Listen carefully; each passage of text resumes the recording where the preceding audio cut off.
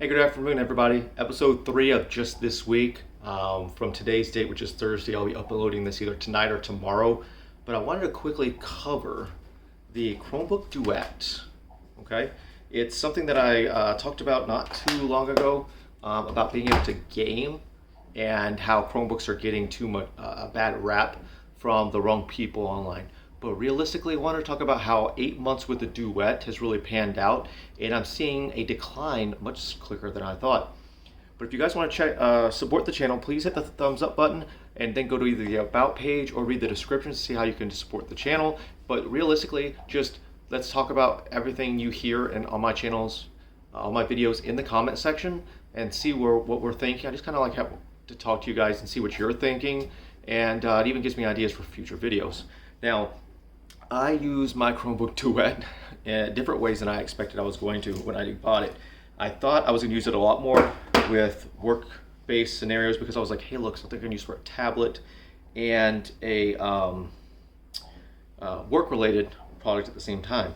But I really don't like the tablet mobile version of Office, and at work everything's Office-based. So sometimes when I go to use compatibility mode of Google Docs, it doesn't always work. But like the body of this thing is amazing. It doesn't feel like it's $249 or $299, but it's often on sale for $249, although even the $199 I got it for when it was open box, because I get these returned a lot.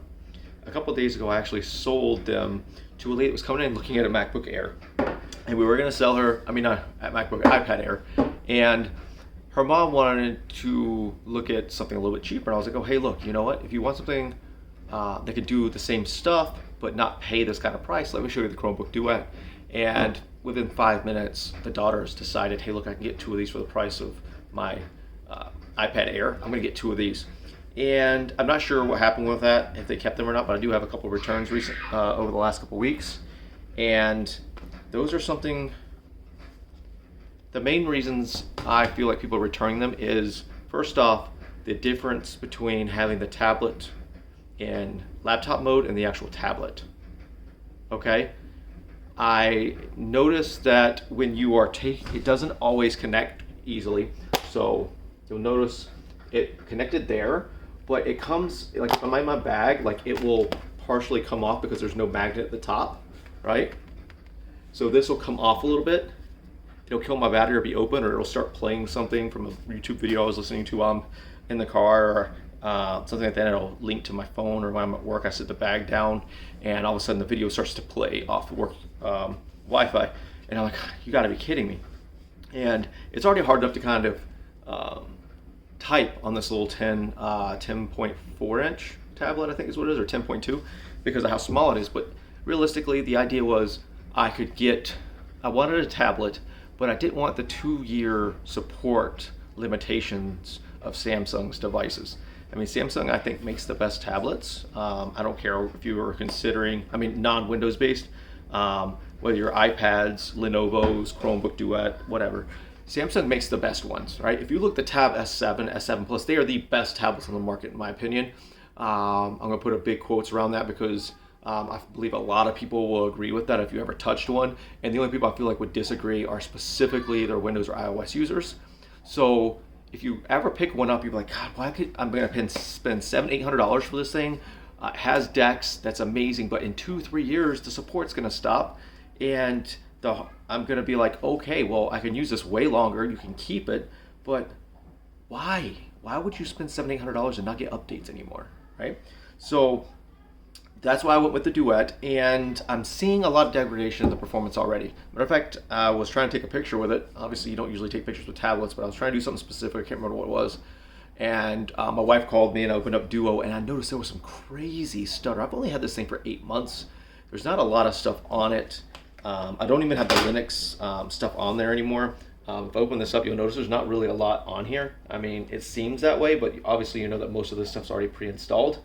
And then you have little things like YouTube, File Manager. Obviously I have COG on here to check the management on it. It only has 4 gigs of RAM, 3.8 usable, and a pretty cheap MediaTek processor in there. It's on Chrome OS 89, so some really, really good features that you can use with Chrome OS, but this processor and 4 gigs of RAM is just not enough. So This makes me go back to buying it but with the right expectations in mind. I'm not happy with it in certain scenarios, but the reality is I recommend it to most people. You've got a tablet that has Android apps and a keyboard you can use on the go like a laptop that's going to have 8 years of support and does have the power for the majority of stuff. Where I can't recommend it is when people get frustrated very easily the second something skips, hiccups, or has a black screen like I did the other day with just taking a picture, which is something you're not going to deal with on like a Tab S7, as much as I hate to say it, iPads, and definitely Surface Line. And at $299, I feel like they could do a little more and make it maybe $350. Asus is bringing one out. They're going to have the same MediaTek processor, 4 gigs of RAM, slightly bigger screen at 10.5 or 10.6, but they're going to have the same issues. As lightweight as Chrome OS is, MediaTek baseline processors or Rock chips and stuff like that, they're just not enough, right? We need something from Snapdragon. We need a low-end AMD Athlon or A8 or something like that in there, preferably an Athlon in the 5 or 7 watt mode that you can put in here and be pretty cheap and sell these things around $399, even $329 like an iPad, and keep the same body, maybe 10.5 or 10.6, 10.7 inches. Keep the 1200p display. You can still pack the keyboard in here, and maybe companies like Lenovo and stuff like that need to have an app that they can make a little money off of. As much as I hate bloatware, it's going to help because most people are going to click on it and try it out if you have the right stuff. I mean, if you pick up any Windows device that's not Microsoft, there's going to be bloatware out the wazoo. And then even if you buy an Apple product, why it's not bloatware because it's all Apple, but realization is they have so many program apps on there pre-installed, and quite a few of them like the News Plus and TV Plus you have to pay for. But what they're doing is making money because you're using their apps and they're getting ads and selling your information and all that kind of stuff. And yes, Apple does that as well. Everybody does it, and they're making money that way. I mean, I'm not an advocate of that, but there's ways for these companies to make money and make better products for them, for the consumer. Coming up soon, I know there's some reports of an 11-inch Chromebook coming, Chromebook tablet coming with a magnetic pen and a Qualcomm Snapdragon processor. I'm scared of the price of that, of being around $499, $599, which is above what I would be willing to pay considering I have a laptop, the Duo, and my OnePlus 7T. However, from a customer side of things, it would definitely give a conversation and argument to where I would recommend the Chromebook tablet over a Pro. And if you follow this channel, you know I'm a pretty big fan of the Surface line of products. But realistically, how lightweight and easy to use and tablet oriented Chrome OS is compared to Windows 10 S mode. And obviously that could change with 10X when it comes out, but obviously I don't think they're going to move 10X to the current devices. I just really want to see that. And I know I've rambled a little bit, and I'll probably call this a ramble, but it goes back to the fact that if you're looking at the Duet, I'm seeing that it's recommended a lot,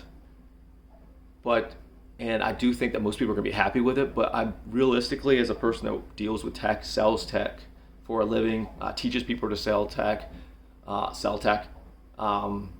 and has to deal with a customer if they're not happy. I would like to see this get slightly bigger, even if it's like $20-$30 more. Keep the 128 gigs of storage. Maybe go up to the Dimentus or whatever version of the MediaTeks are. They're going to still be better than the Snapdragons, but more than enough for a $250, $300 tablet to be fast, and you are going to sell enough devices that you're going to get the kickback off of it.